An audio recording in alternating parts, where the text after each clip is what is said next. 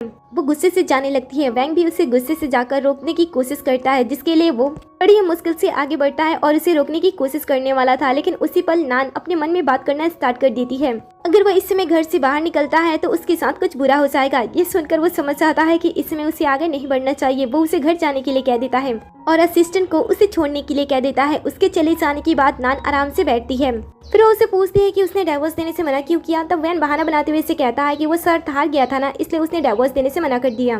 Van कहती है कि अच्छा ऐसी बात है तो तुम्हें शर्त को पूरी तरीके से पूरा करना होगा। ऐसे कहते हुए वो वहाँ पे पानी मंगाती है और उसे कहती है कि सबके सामने अपनी गलती को एक्सेप्ट करो और अपना सर धो। ये करने से वो मना कर देता है। तब नान उससे कहती है कि ठीक है, अगर तुम ये नहीं कर सकते हो तो मैं डाइवोर्स पेपर पे तुम्हें साइन करना होगा। वैंग बड़े ही चालाकी से कहता है कि डाइवोर्स पेपर तो फट चुके हैं, लेकिन तब वो अपने पावर का यूज करते हुए फटे हुए कागज को आसानी से जोड़ देती है और साइन करने के लिए कहती है, लेकिन वो उसके सामने नाटक करता है और कहता है कि वो तो घायल है ना, वो साइन नहीं कर सकता है। वो तुरंत ही अपने पावर का यूज करते हुए उसे पूरी तरीके से एक पल में ठीक कर देती है और कहती है कि जल्दी से कॉन्ट्रैक्ट पेपर पे साइन करो।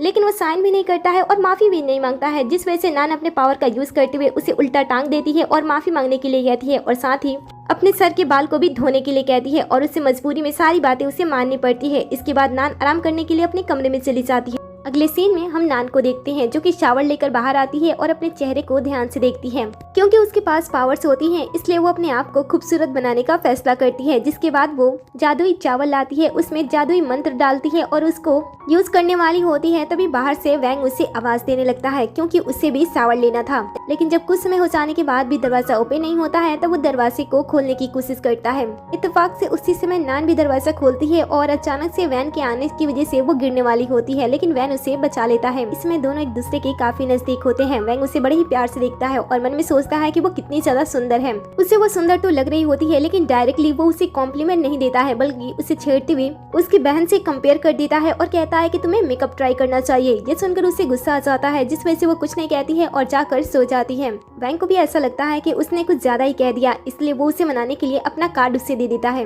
कार्ड को देखते ही वो बहुत ही ज्यादा खुश हो जाती है और सो जाती है। लेकिन रात के समय पूरे टाइम उसके दिमाग में खाने पीने की चीजें घूम रही होती है और वो सिर्फ और सिर्फ खाने पीने की चीजों के बारे में ही सोची जा रही होती है। वो खुद भी सोई नहीं होती है और लगातार खाने के बारे में सोच रही होती है, जिस वजह से वैंग को भी नींद नहीं आता है। वो नींद से जग जाता है और उसे डांटते हुए कहता है कि तुम हमेशा खाने पीने की चीजों के बारे में क्यों सोचती रहती हो। नान कहती है कि मैंने तो तुमसे कुछ कहा ही नहीं। इसके बाद वैंग अपने असिस्टेंट के पास कॉल करता है और वो जितने भी चीजों के बारे में सोच रही होती है वो सारी की सारी चीजें खरीद कर लाने के लिए कहता है। उसी समय असिस्टेंट जो कि टैंक को घर छोड़ने के लिए गया होता है वो उससे पूछ रही होती है कि आखिर आजकल वैंग इस तरीके से बर्ताव क्यों कर रहा है। तो वो उसे दिलासा देने की कोशिश कर रहा होता है। उसी समय जब वैंग का कॉल आता है और वो नान के लिए इतनी सारी चीजें करता है तो वो ये देखकर बहुत ही ज्यादा गुस्सा